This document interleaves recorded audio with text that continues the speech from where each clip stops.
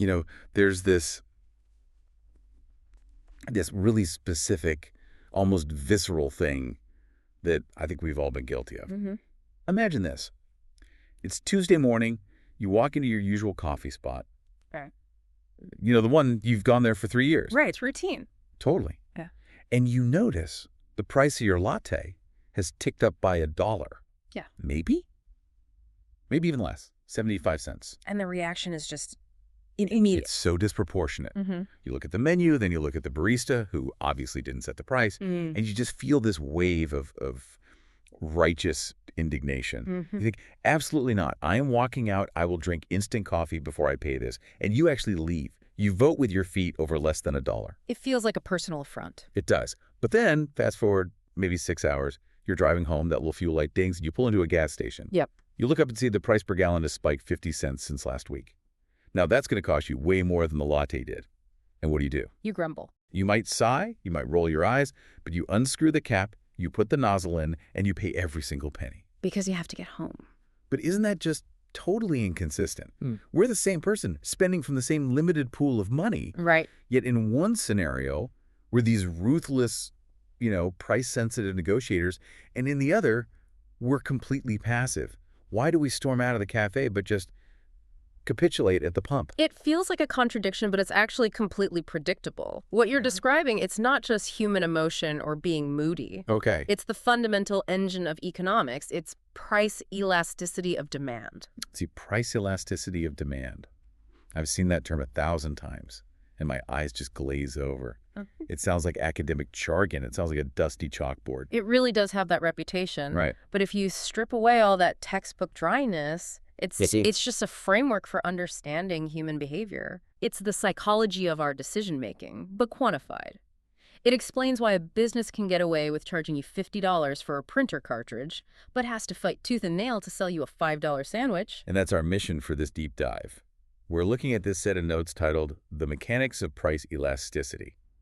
And what I love about this source is that it moves past the boring definitions really fast and gets right into the strategy. It's all about decoding responsiveness. That's the key word right there, Yeah. responsiveness. It is. We want to figure out how businesses predict which version of us is going to walk through the door, the angry coffee drinker or the resigned gas buyer. And once you understand the mechanics, the why behind that responsiveness, you start to see the entire commercial world differently. You realize every price tag is basically a bet. A bet. The seller is betting on your inability to say no. That is a terrifying and fascinating way to put it. So let's get into the nuts and bolts. The source material starts by defining elasticity as essentially a measure of sensitivity. Think of it like a reflex test. You know when a doctor taps your knee with that little rubber hammer? Sure. Price elasticity measures that kick. If I, as the seller, tap you with a price change, how hard do you kick back? Specifically, how much does the quantity you demand change in response to that price movement? And the notes, they actually lay out the formula here. We don't need to get bogged down in all the algebra, but the concept is what's important. Right. It's just the percentage change in how much people buy, The quantity demanded. divided by the percentage change in the price. It's really just a ratio. A ratio of reaction. That's the best way to see it. You're comparing the reaction, so the drop in sales, to the action, which was the price hike. Okay, so let's use the scenarios from the notes because this is where the numbers really start to tell a story. They give us scenario A. We have a price rise of 10% and a corresponding demand drop of 20%. Right. So pause on that. The price moved a little 10%. But the customer base reacted. I mean, aggressively. They dropped by 20%. The reaction was double the action. Exactly. When you do that division, you get a coefficient of 2. In the world of elasticity, anything greater than 1 is. Well, it's the danger zone for a seller. It means the demand is elastic. Elastic meaning stretchy, or in this case, flighty. It means the customer is highly sensitive. You poke them a little and they run away. This is your latte scenario. Right. That slight price increase triggered a massive exodus because the customers didn't feel they needed to be there. Okay, so a number greater than 1 basically tells a business, watch out, you are on thin ice. For sure. Now, contrast that with scenario B in the notes. Price still rises by 10%, but this time, demand only falls by 2%. See here, the reaction is barely a ripple. The coefficient is 0.2, Way less than 1. which means this is inelastic demand. This is the we pay because we have to territory. Precisely. The customer noticed the price hike, they probably hated it, but their actual purchasing behavior, it barely changed. They are unresponsive. So if I'm a CEO looking at a spreadsheet and I see my product has a coefficient of 0.2, I'm essentially looking at a license to print money, aren't I? Well, I can just raise prices without losing my customers. in the short term, yes. That number tells you that you have leverage. You have the customer trapped, so to speak. But as we'll see later in the notes, abusing that leverage has its own risks. But, mathematically, yes, scenario B is where every business wants to be. But that just begs the question, why? Why am I a scenario A person for coffee and a scenario B person for gas? The notes move right here into the factors of elasticity, which I think is really the meat of this discussion. This is the psychology behind the math. Right. Math just tells you what happened. These factors tell you why. And the very first factor the source focuses on is substitutes. They use these characters, Annie and Sean. Sean sells coffee. Annie is the customer. Right. And the dynamic is super simple. If Sean raises his prices, Annie looks around. If she sees a Starbucks across the street, a Dunkin' on the corner, and an espresso machine back at her office desk, what is she going to do? She's going to walk. She has options. So many options. She has substitutes. The more substitutes you have, the more elastic your demand is. You, the customer, are powerful because you can easily replace the seller. This makes me think about branding, though.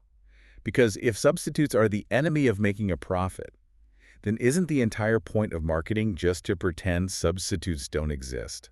That is exactly it. Think about the most successful brands in the world. Why do they spend billions on advertising? It's not just to tell you they sell coffee. No. It's to convince you that their coffee is an identity. Right.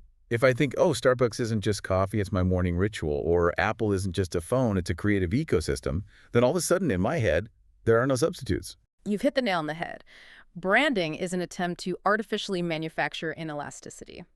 If I can convince Annie that Sean's coffee is unique, that it has a special bean or a vibe she can't get anywhere else, then even if I raise the price, she won't go to Dunkin'. You've removed the substitute from her mind. Exactly. So brand loyalty is basically a hack to turn a scenario A product into a scenario B product. It's the holy grail of business strategy. You want to be a monopoly, even if it's just in the mind of your customer. But what about when you don't need marketing to trap the customer?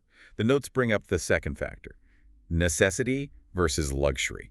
And the comparison here is just stark. We're talking insulin versus movie tickets. This is the spectrum of need.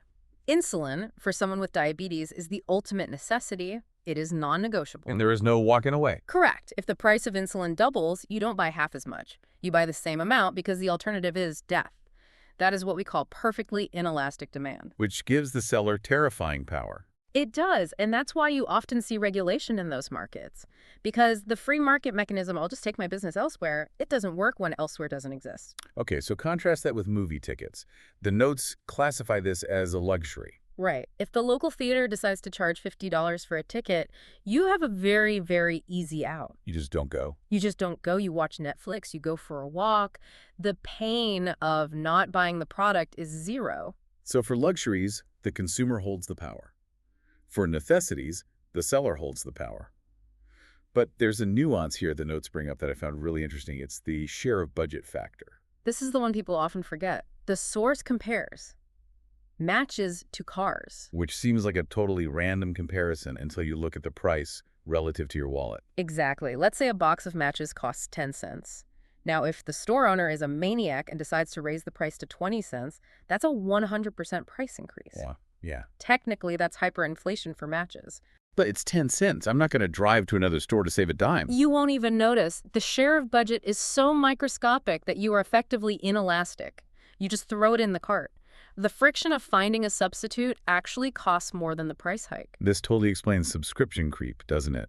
When a streaming service goes up by $1 or $2, most of us just shrug and keep paying because it feels so small. That's right. We are inelastic for small amounts. But now, look at the car. The notes say that a 10% hike on a car is a catastrophe. Well, yeah, because 10% of $40,000 is $4,000. That's a mortgage payment. That's a vacation.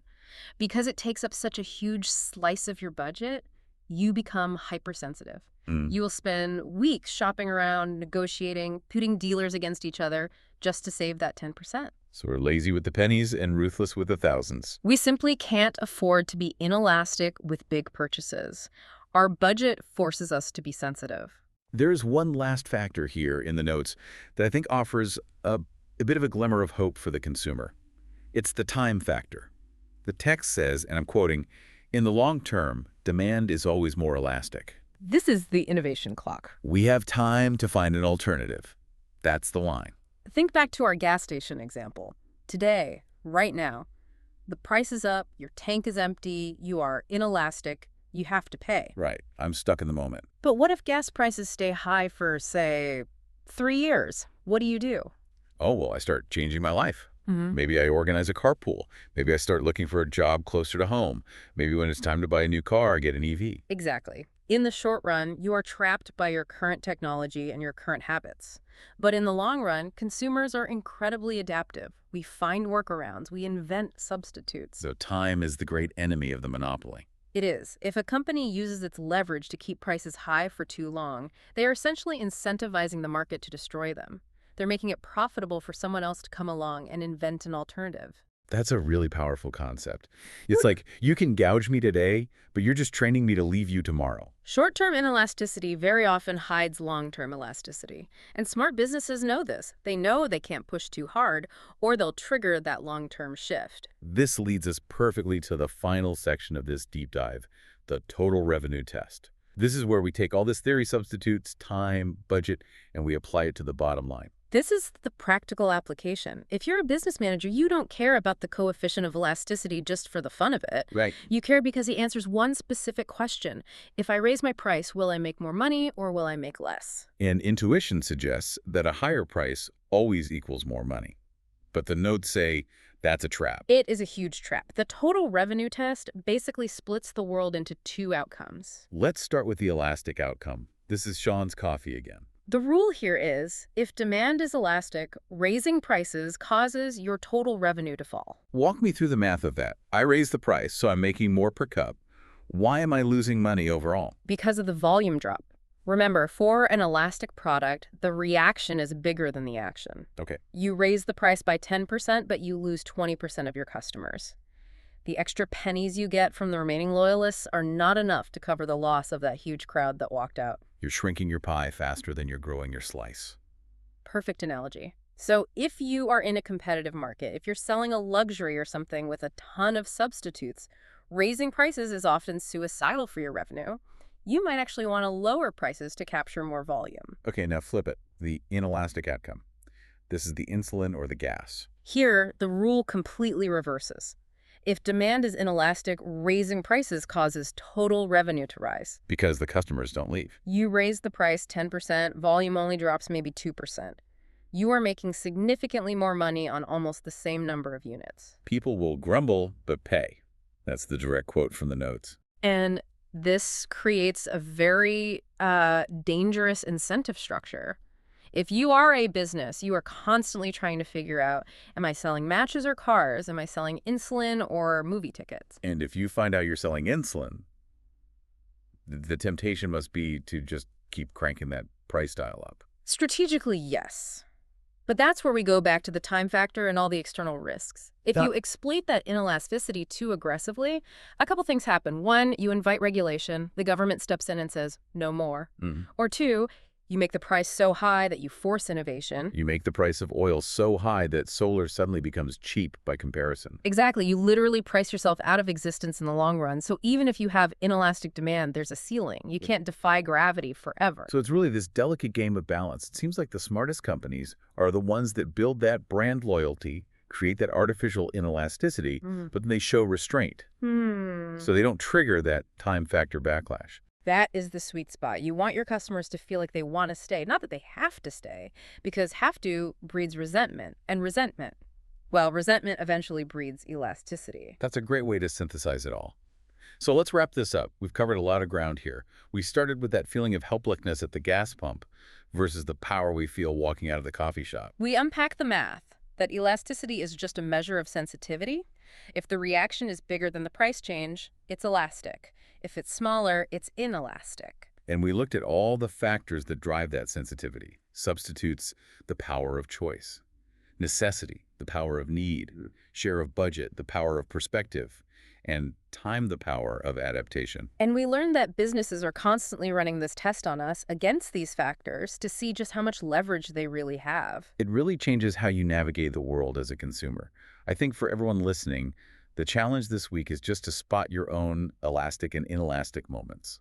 Ask yourself, why am I buying this? Is it because I love it? Or is it because I feel like I have no choice? And if you feel like you have no choice, just remember that time factor.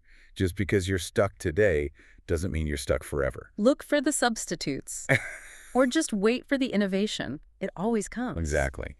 The market eventually solves for the squeeze. Thanks for diving deep with us today. Always a pleasure. We'll see you in the next one.